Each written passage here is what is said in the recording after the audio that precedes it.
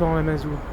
On est à côté des Pyrénées, voilà, juste derrière vous. Donc vous revenez dans le Béarn. Vous avez connu étant enfant et adolescent.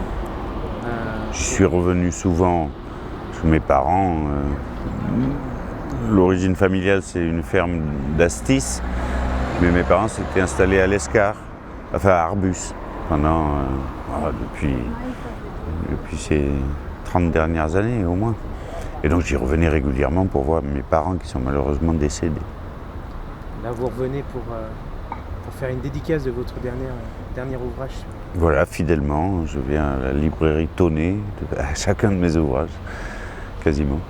Toujours des occasions de revenir ici, effectivement. Vous êtes installé en Polynésie. En Polynésie dite française.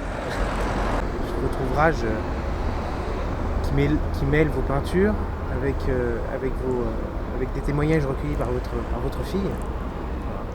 Oui, c'est un long travail, je dirais qu'il a duré 40 ans et 4 ans. Parce que la première fois que j'ai abordé la Polynésie, c'était lorsque j'étais un jeune équipier d'Éric Tabarly. C'est il y a plus de 40 ans, en 77. Je suis revenu dans cette région, comme dans d'autres du monde d'ailleurs, très régulièrement.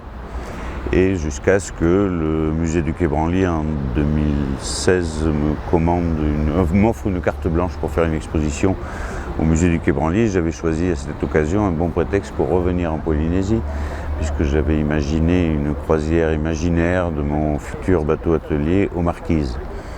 Et cette exposition a beaucoup plu à la directrice du musée de Tahiti et des îles, qui est jumelée avec le musée du Quai Branly, et m'a demandé d'amener cette exposition à Tahiti, mais d'étendre la thématique aux autres archipels de Polynésie.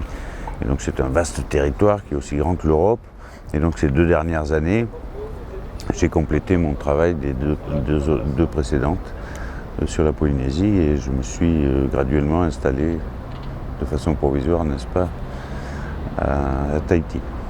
Quelle a été votre envie principale de vous installer là-bas? C'est une rencontre avec la terre? C'est un endroit qui m'était familier quand même depuis le temps.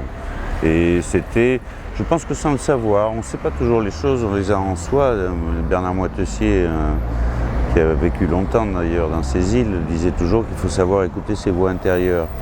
Mais dans la vie trépidante qu'on peut avoir dans notre monde moderne, il est parfois difficile de les entendre. Et je pense que je ne savais pas clairement, je pense que c'était une logique qu'un jour je souhaite poser mon sac dans cette région du monde qui est dite la plus isolée du monde et qui est un très vaste territoire. Alors si on inclut toutes les îles d'Océanie qui sont les cousins des Polynésiens, jusqu'aux Mélanésiens, Micronésiens, Aborigènes, Maoris, tout ce monde est extrêmement vaste, ne serait-ce que la Polynésie française, c'est grand comme l'Europe. Et c'est très peu peuplé. La population de la Polynésie, c'est une ville moyenne ou une communauté de communes, une communauté urbaine moyenne, 280 000 habitants pour tout un territoire très vaste. Je pense qu'aujourd'hui, c'est un luxe, ici-bas.